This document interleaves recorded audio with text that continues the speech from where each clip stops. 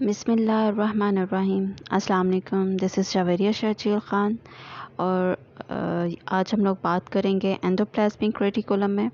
If you people remember कि हम लोग लास्ट जो आप लोग लेक्चर्स ले रहे थे तो हम लोग साइटोलॉजी जो है वो हम लोगों ने स्टार्ट की हुई है और आप लोगों की जीएसए सीरीज़ में डिफरेंट जो आप लोगों के प्रोडक्ट्स हैं और डिफरेंट जो पार्ट्स हैं वो हम लोग डिस्कस कर रहे हैं।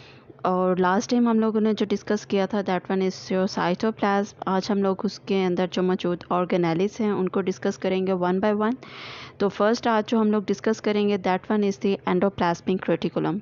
हम लोग इसमें इसका शॉर्ट एक इंट्रो लेंगे, देन उसके बाद हम लोग इसके टाइप्स डिस्कस करेंगे, देन उसके बाद हम लोग डिस्कस करेंगे कि इसमें फर्दर जो फंक्शंस हैं या एंडोप्लाज्मिक रेटिकुलम किस तरह से सेल को जो उसकी अपीयरेंस है उसको किस तरह से सपोर्ट करती है। तो हम सब कुछ आज इस ब्रीफ लेक्चर में जो है वो इसको कवर करने की कोशिश करेंगे। ठीक है, आप लोग काइंडली इस लेक्चर को स्टार्ट से एंड तक देखिएगा और अगर आप लोगों को स्लो स्पीड लगे, ठीक है, तो आप लोग स्पीड जो है वो ज़्यादा करके भी इस लेक्चर को जो है वो देख सकते हैं ताकि आप लोगों को टाइम जो है वो अपना वेस्ट होता वो महसूस ना हो। लेकिन आई होप सो कि at the end of this lecture आप लोगों को एंडोप्लाज्मिक रेटिकुलम के मतलब जो है वो इन्फॉर्मेशन गेन करके अच्छा लगेगा। तो let's start our topic. Okay, अगर आप लोग इसको डिफ़ाइन करना चाहते हो तो आप लोग इसको देखते हो कि हमारे पास टू वर्ड्स आप लोगों को इसमें नज़र आते हैं, एंडोप्लाज्मिक रेटिकुलम। ठीक है, तो एंडोन बेसिकली आप लोगों के पास एक ग्रीक वर्ड है, ठीक है, जिसका मतलब होता है within, whereas the reticulum is the Latin word और वो इसकी अपीयरेंस की वजह से दिया हुआ है क्योंकि ये जब आप इसकी अभी हम लोग इसकी डायग्राम देखते हैं, ठीक है, तो उसमें आप लोग इसको अंडरस्टैंड करोगे कि this one is the channel of network. ठीक है, इसमें एक नेटवर्क्स होते हैं जो पैसेज होता है इसका, तो उसको साइंटिफिक टर्म्स में, बायोलॉजिकल टर्म्स में आप लोग एक नेटवर्क कहते हो। ये जैसे आप लोगों को नीचे डेफिनेशन में भी नज़र आ रहा होगा कि द नेटवर्क ऑफ चैनल्स। ठीक है, ये एक नेटवर्क है चैनल्स का जो extending throughout the cytoplasm, continues with plasma membrane and also appears to be in contact with the nuclear membrane is called endoplasmic reticulum. This is the structure like this कि आप लोगों का ये अगर आप आउटसाइड देखते हो तो this one is your plasma membrane and this one is your nucleus. ठीक है, तो यहाँ पर हमारे पास ये एक इस तरह से नेटवर्क होता है, चैनल है आप लोग इसको कह सकते हो। ये एक्सटेंडेड फॉर्म में होता है, यहाँ से ये इसके साथ आप लोगों की प्लाज्मा मेम्ब्रेन के साथ इसको हेल्प आउट कर रहा होता है, इसके साथ अटैच होता है, whereas on the other end ये आप लोगों के न्यूक्लियस के साथ जो है वो अटैच्ड होता है। ठीक है, तो इसमें ये इसकी टू काइंड्स जो हैं वो अभी हम लोग डिस्कस करेंगे। ठीक है, यहाँ तक अगर आप लोगों को कोई प्रॉब्लम हो तो आप लोग मुझसे कमेंट सेक्शन में जो है वो पूछ सकते हैं ताकि हम उसको जो है फर्दर क्योर कर सकें। देन इसके बाद हम लोग इसमें इसकी डायग्राम एक दफ़ा रिव्यू कर लेते हैं ताकि आप लोगों को उसमें भी जो है वो काफ़ी हद तक क्लियर हो जाए। तो this is your diagram of your endoplasmic reticulum. ठीक है, यहाँ पर हमारे पास आप लोगों को ये नज़र आ रहा होगा कि अगर मैं इसके बाहर एक बाउंड्री अटैच कर देती हूँ, ठीक है, this one is your this one is your plasma membrane. ठीक है, और यहाँ पर आप लोगों को ये न्यूक्लियस लिखा हुआ नज़र आ रहा होगा। तो this one is the channel जो आप लोगों का एक्सटेंड होता है थ्रू आउट द साइटोप्लाज्म। ठीक है, यहाँ पर आप लोगों के ये जो स्टार्टिंग पर आप लोगों को नज़र आ रही है ये आप लोगों के पास स्मूथ एंडोप्लाज्मिक रेटिकुलम है। ये अभी हम लोग फर्दर डिस्कस करते हैं इसकी टाइप्स।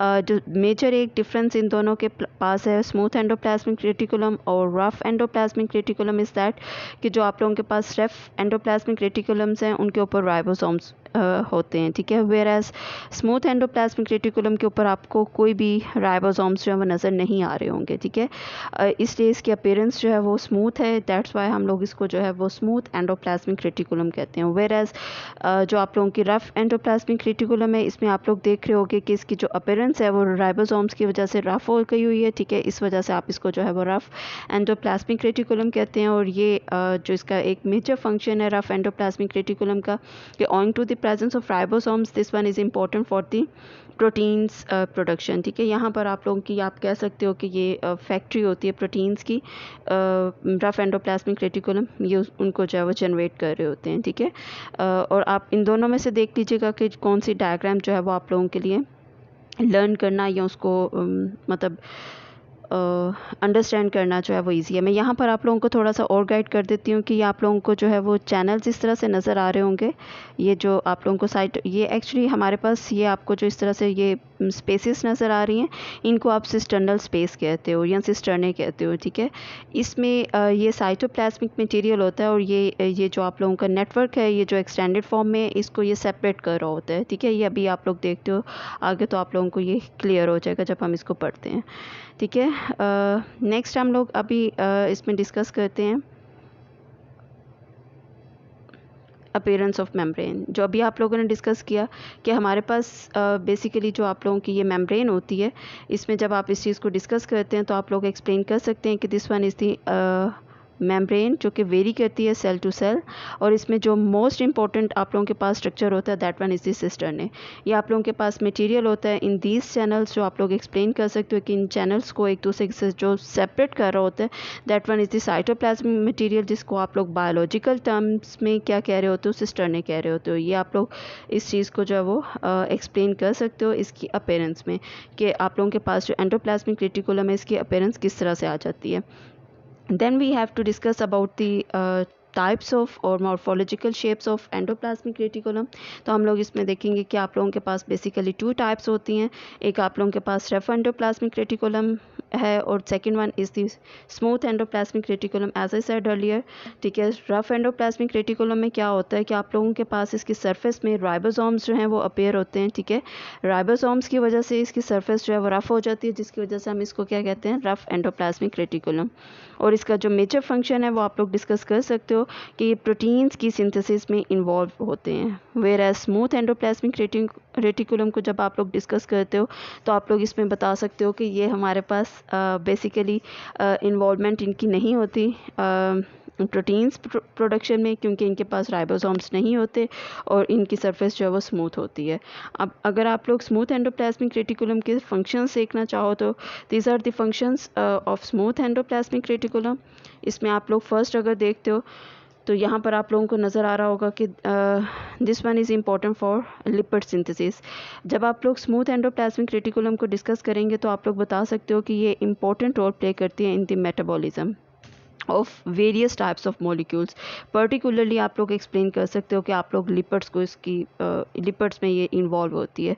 देन इसका एक सेकंड मेजर आप लोगों के पास फंक्शन ये होता है कि ये डिटॉक्सिफाई करती है, डिटॉक्सिफिकेशन का वर्क करती है। ड्रग्स को आप अगर कोई आप लोग हार्मफुल ड्रग ले लेते हो तो लीवर में उसके इम्पैक्ट को जो है ये डिटॉक्सिफाई कर देती है। Transmission of impulses is an important function of smooth endoplasmic reticulum. आप लोग इसमें को डिस्कस कर सकते हैं कि इम्पल्सेस बेसिकली जो बायोलॉजिकल से बिलोंग नहीं करते स्टूडेंट्स, उनके लिए एक्सप्लेन करती जाऊँ। These are signals, in short you can say कि this one is the message, ठीक है, जो आप लोग कन्वे कर रहे होते हो। आप लोगों का जो सेल है एक सेल से दूसरे सेल तक, ठीक है, यहाँ आप लोगों की कोऑर्डिनेशन के लिए इंपॉर्टेंट होते हैं। तो आप लोग बता सकते हो कि उसके लिए मसल सेल्स और नर्व सेल्स में स्मूथ एंडोप्लाज्मिक रेटिकुलम जो है वो इंपॉर्टेंट रोल प्ले करते हैं in the transmission of impulses. Then आप लोग इसमें एक और इम्पॉर्टेंट फंक्शन डिस्कस करेंगे, ट्रांसपोर्ट ऑफ मटेरियल्स। अगर आप लोगों के सेल के अंदर कोई मटेरियल बनता है, ठीक है, तो उसकी ट्रांसपोर्टेशन के लिए आप लोगों की स्मूथ एंडोप्लाज्मिक रेटिकुलम एक इम्पॉर्टेंट रोल प्ले करती है। आप इसको डिस्कस कर सकते हैं। और जब आप लोग अगर मैकेनिकल सपोर्ट को डिस्कस करते हैं तो आप इस चीज़ को एक्सप्लेन कर सकते हैं कि ओवरऑल क्या होता है। आप लोगों के पास, आप लोगों ने अभी डायग्राम में भी इस चीज़ को डिस्कस किया है कि एक साइड पर आप लोगों के साइटोप्लाज्म के साथ ये चैनल्स जो है वो अटैच होता है सॉरी प्लाज्मा मेम्ब्रेन के साथ, और दूसरे एंड पर ये आप लोगों के जो न्यूक्लियस है उसके साथ अटैच होता है। तो इन दिस फॉर्म ये आपके सेल को जो है वो एक एक्सटेंडेड शेप जो है वो प्रोवाइड कर रहा होता है, ठीक है। तो आप लोग कह सकते हो कि ये क्या करता है कि ये प्रोवाइड करता है mechanical support in order to maintain the shape of your cell, ठीक है। ये ओवरऑल आप इसका फंक्शन डिस्कस कर सकते हैं स्मूथ में भी और रफ एंडोप्लाज्मिक रेटिकुलम में भी। आप दोनों में डिस्कस कर लें वो ज़्यादा बेटर रहेगा। देन आप लोगों की असाइनमेंट, ठीक है, के pen down about endoplasmic reticulum and its functions. आप लोगों को इस लेक्चर में कोई प्रॉब्लम फेस की हुई हो, आप लोगों ने की हो, तो काइंडली इन्फॉर्म कीजिएगा। कमेंट सेक्शन आप लोग यूज़ कर सकते हैं। आप लोग फेसबुक पर भी मुझे कमेंट कर सकते हैं, वेराज आप लोग यूज़ कर सकते हो अपना इंस्टाग्राम भी, ठीक है। तो असाइनमेंट्स लास्ट में कीजिएगा, please make your own notes if you really want to pass your CSS और FSC और एनी अदर मैट्रिक्स सॉरी, तो आप लोग प्लीज़ अपने नोट्स बनाइएगा, ठीक है। और यहाँ तक अगर आप लोगों को समझ आई हो तो प्लीज़ इन्फॉर्म कीजिएगा, और किसी और टॉपिक में आप लोगों को डिफ़िकल्टी महसूस हो तो वो भी बताइएगा, मैं उस पर भी एक शॉर्ट जो लेक्चर है वो आप लोगों के साथ शेयर कर लूँगी। आई होप आप लोगों को समझ यहाँ तक आ गई होगी, किसी को कोई प्रॉब्लम नहीं हुई होगी, फिर भी आप लोग मुझे बता सकते हैं। सब्सक्राइब कर दीजिएगा चैनल को, अपना ख्याल रखिएगा, टेक केयर, अल्लाह हाफिज़, सी यू।